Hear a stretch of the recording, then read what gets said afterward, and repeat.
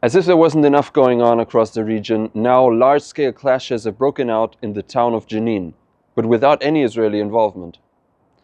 Hi, I'm Hanan Lischinsky. Thanks for joining us on this All Israel News Update, where today we'll try to understand, to make clear the situation in the town of Jenin, a Palestinian town in Samaria, where large-scale, intense clashes have broken out between terrorists, some of them funded by Iran, and the Palestinian Authority's security forces, which has led to some confusion with people asking why are Palestinians now fighting Palestinians and how Israel is involved or connected to all of this, and we'll try to make sense of this somewhat complex situation.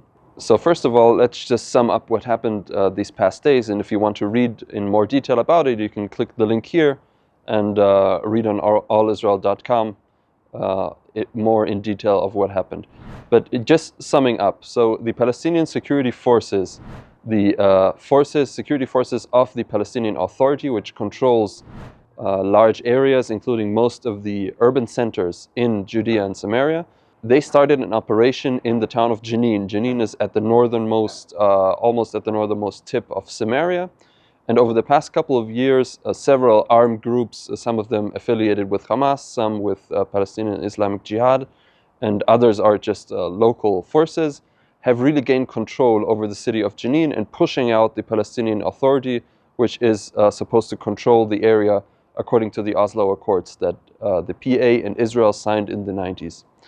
So now the Palestinian Authority tries to re-establish its control over these centers, and especially the Jenin refugee camp, one of the so-called refugee camps, which were created for people who fled from areas that today are Israel or other nearby areas when the state was established, or some of them also fled after the Six-Day War. And they settled there at the beginning as refugees, but now these camps are basically just very dense, very tangled urban environments, very dense neighborhoods. And in these really narrow alleyways, the fighting broke out when the Palestinian Authority, around 5 days ago, just before the weekend, started its operation, which it calls Defend the Homeland. The Palestinian security forces entered the town of Jenin and the so-called camp, as I mentioned. They started encircling the camp a couple of days ago, then started encircling and besieging hospitals where terrorists had hidden and also stored weapons and such. And then over the past 2 days, there have been many reports of intense clashes in the streets of Jenin and the camp. And so far, the reports say that 3 terrorists were killed, including a high-ranking commander of the local forces. And around 20 people were wounded, including apparently civilians. So there has been very strong criticism of local Palestinians, as well as channels that are seen as close to Hamas and the other terrorist organizations, for example, Al Jazeera, which has given a platform also to Hamas officials, which severely criticized this operation and basically said the worst thing that you can say to the Palestinian Authority, which is they're behaving just like Israel. So they're accusing the Palestinian Authority forces of doing the same thing that Israel has been doing over the past decades in trying to root out terrorism in the Palestinian cities. So now that we've established more or less what's going on, many people might be asking, and I also saw some of the comments on our page on allisrael.com with people asking, so what's going on there really? Why are Palestinians fighting Palestinians? I thought Palestinians were like, united and always fighting against Israel. So now we'll take a step back and try to look at the strategic picture before diving back into the more detailed going-ons in the so-called West Bank, what Israel calls Judea and Samaria. So as I mentioned, according to the Oslo Accords that were signed in the 90s, the Palestinian Authority was first of all established and then was given control over the areas A and B. So the whole area of Judea and Samaria is divided into 3 areas, A, B, and C. And the Palestinian Authority controls the areas that are called Area A almost completely, so security and civilian control over these areas. And those are most, or if not all, of the urban centers of the Palestinian cities. So Jenin, Nablus, all the Palestinian cities in Judea and Samaria. And the other two areas, B and C, are supposed to be controlled by the IDF. But over the past decade, or even for longer, the control the Palestinian Authority could exercise over these areas has really dramatically been deteriorating, and has deteriorated even further almost every year. So since the current war started on last October, the situation has worsened again. So now we have the situation that several of the towns are being completely controlled by these local groups, some of them terror groups, as I mentioned, affiliated with Hamas, but some also local armed groups. And the Palestinian Authority has really lost all control it had over Jenin, for example, and several other towns as well. Now, the background of this specific operation, I would argue there are two factors. For one, we saw that Iran over the past couple of years, but especially during this year, the Iranian regime has really ramped up its arms supplies and arms transfers to those same Palestinian terror groups that I mentioned. So Hamas, Islamic Jihad, but also these local groups.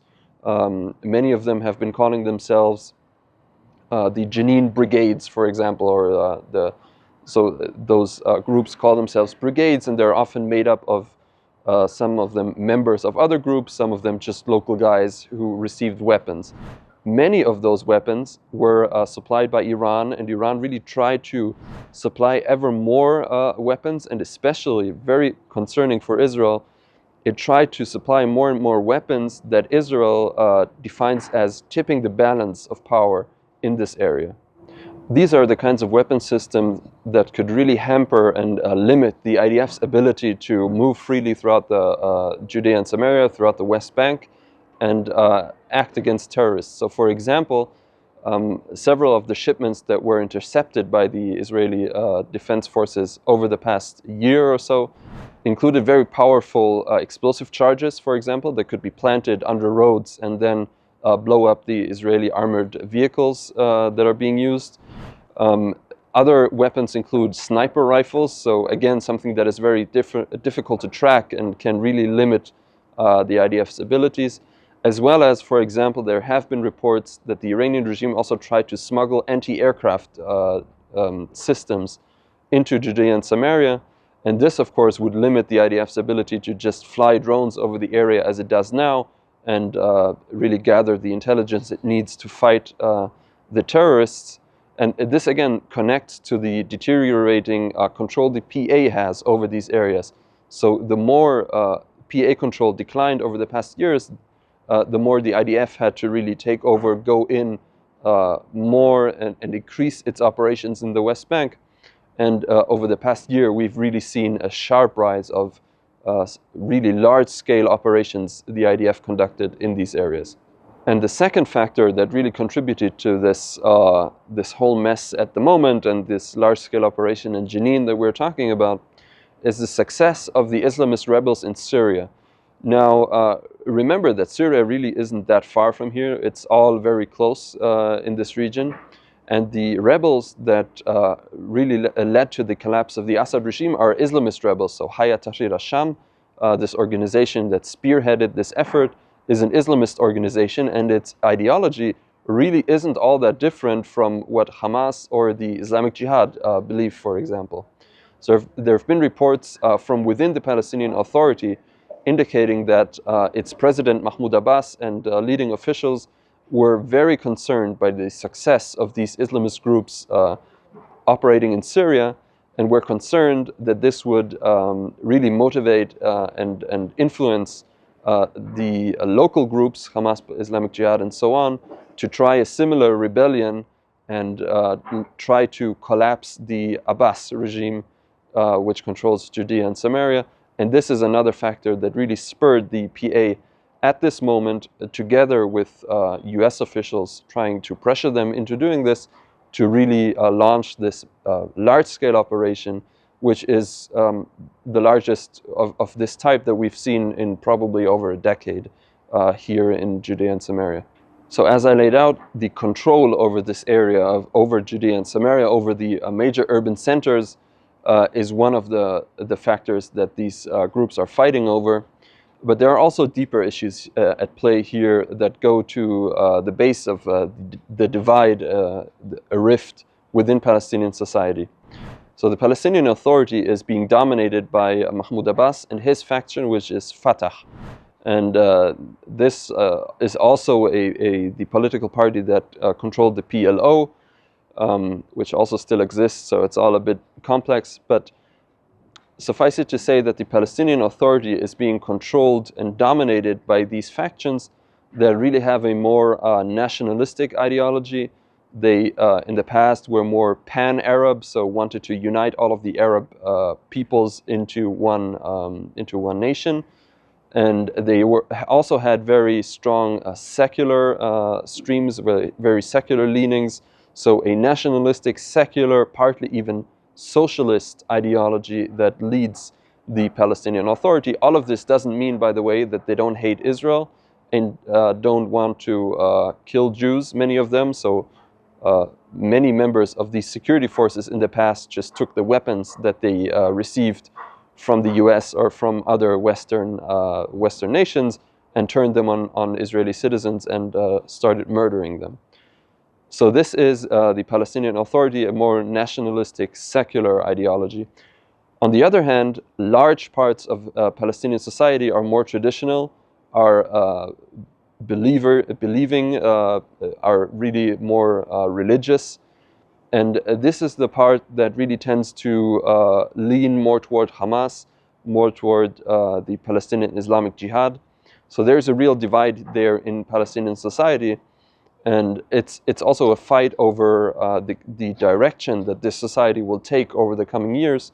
Because as we said, for example, if you look what Hamas did in Gaza, they really made Gaza into more of an Islamic state, if not a caliphate. They're not there, but this was really a religious type of state.